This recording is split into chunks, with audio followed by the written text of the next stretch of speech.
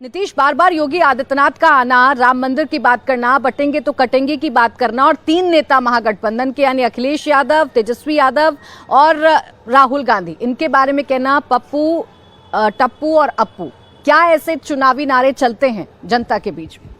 अब चुनाव में तो जाहिर है ये सारी चीज़ें देखने को मिलती ही हैं और यहाँ तक कि चुनाव के पहले भी ये सारे नाम जो है अभी जुबानी हमले के तौर पर सामने आ रहे थे।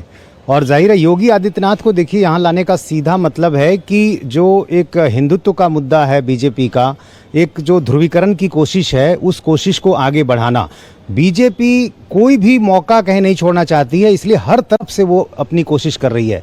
विकास का एजेंडा जो है वो तो उनके पास है ही, डबल इंजन की बात वो कह रहे हैं। केंद्र में वही सरकार है जो आगे अभी और रहेगी और यहाँ यदि वही सरकार रहेगी तो विकास हम करेंगे। जातीय समीकरणों के लिहाज से जिस तरह से फील्डिंग सजाई गई है, नीतीश कुमार और नरेंद्र मोदी का जो कॉम्बिनेशन है, ये सारी चीज़ें तो हैं ही, लेकिन फिर भी कई इलाके ऐसे हैं जहां पर ध्रुवीकरण जो है वो उनको मदद कर सकती है, वही उनको आगे ले जा सकती है। तो इस वजह से योगी आदित्यनाथ को यहाँ बार बार लाना और फिर जो पहले का नारा रहा है बटेंगे तो कटेंगे, इसको लेकर काफ़ी चर्चा हुई है, इस नारे पर काफ़ी विवाद भी हुआ है।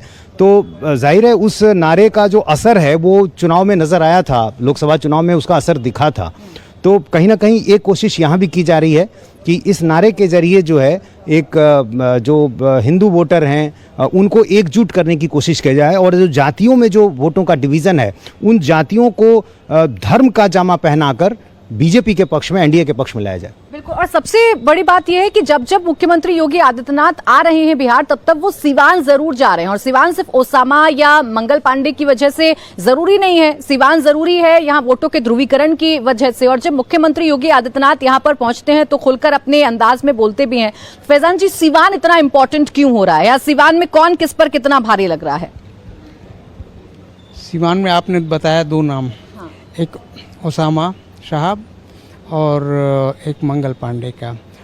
ओसामा साहब का भी नाम शहाबुद्दीन की वजह से है, क्योंकि ये सिवान में शहाबुद्दीन की जो राजनीति रही वो बड़े लंबे समय तक रही, और उसको ही अभी तक काउंटर शायद नहीं हो पाया है। इसीलिए वजह है कि आरजेडी ने उनके बेटा को वहाँ से टिकट दिया है।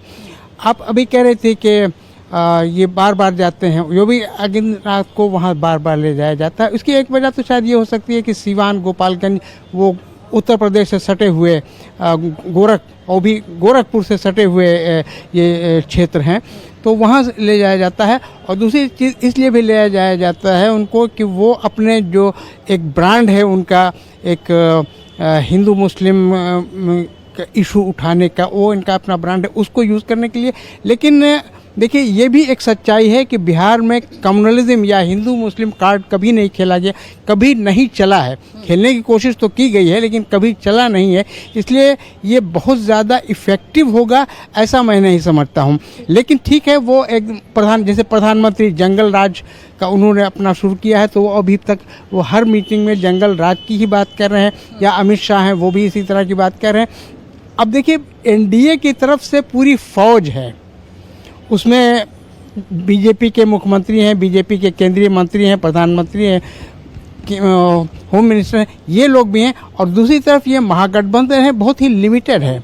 लिमिटेड इस सेंस में है कि आरजेडी की तरफ से सिर्फ एक लीडर यानी तेजस्वी यादव, एक सुना आज हमने कहीं पढ़ा कि शायद एक जगह लालू यादव भी जा रहे हैं, तो वहाँ उनके। लेकिन कांग्रेस की तरफ से कभी कभी राहुल गांधी आ जाते हैं, कभी प्रियंका गांधी एक मरतबा आई हैं, और कोई नहीं है। पायलट वगैरह ने कहीं कहीं मीटिंग में की है, लेकिन कांग्रेस की तरफ से कोई बहुत बड़े लीडर या उनके जो केंद्रीय लीडर हैं वो यहाँ इस्तेमाल नहीं किए जा रहे हैं, इसलिए पूरा दबाव जो है वो तेजस्वी यादव पर। अब ये जो बात हम कर रहे हैं इसका कितना रिफ्लेक्शन ग्राउंड पर दिख रहा है? अब सर्वेज आना शुरू हो गए हैं, पहले फेज की जो सीटें हैं वहां कौन कितनी बढ़त बना रहा है, सर्वेज क्या कह रहे हैं, लोगों का ओपिनियन क्या कह रहा है, ये हम आपको बता देते हैं। तो जो सर्वे सामने आ रहा है, जो सबसे लेटेस्ट सर्वे सामने आया है, उसमें बिहार विधानसभा चुनाव में सेकेंड फेज की 122 सीटें जिसकी जो वोटिंग है वो 11 नवंबर को होगी, उसकी भी बात कर रहे हैं। और इसके साथ ही साथ जो फर्स्ट फेज की सीटें हैं उसकी भी यहां पर बात की जा रही है, क्योंकि फर्स्ट फेज की सीटों में बहुत सारी इंपॉर्टेंट सीटें हैं। फर्स्ट फेज की अगर बात करें तो यहां पर तिरहुत, शाहबाद और अंग की 63 सीटें आती हैं।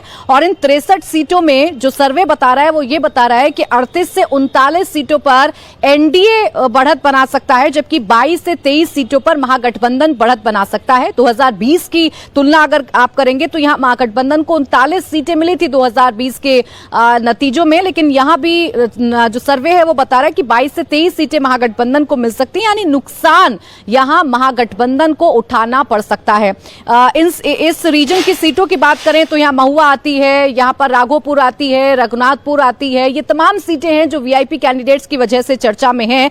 सबसे बड़ी बात यह है कि जेडीयू जो है वो यहां पर बढ़त बनाए हुए है। जेडीयू की बात करें तो 57 सीटों पर जेडीयू यहां कुल अपने कैंडिडेट इसके दिख रहे हैं, 35 सीटों पर आगे चल रही है। रिजल्ट ये बता रहा है कि 23 सीटें 2020 में जीती थी, यानी जेडीयू ने अपनी सीटों में इजाफा किया है। ये फेज 1 की 121 सीटों की मैं बात कर रही हूं, 57 पर जेडीयू लड़ रही है, 35 पर आगे दिख रही है और 23 2020 का रिजल्ट है, यानी यहां सीटों का इजाफा किया। नुकसान आरजेडी को हो रहा है क्योंकि 72 सीट पर लड़ रही है, 32 से 33 सीटें जीतती हुई नजर आ रही है और 42 सीटें 2020 में जीती थी, इसलिए थोड़ा बहुत नुकसान यहां महागठबंधन को उठाना पड़ रहा है।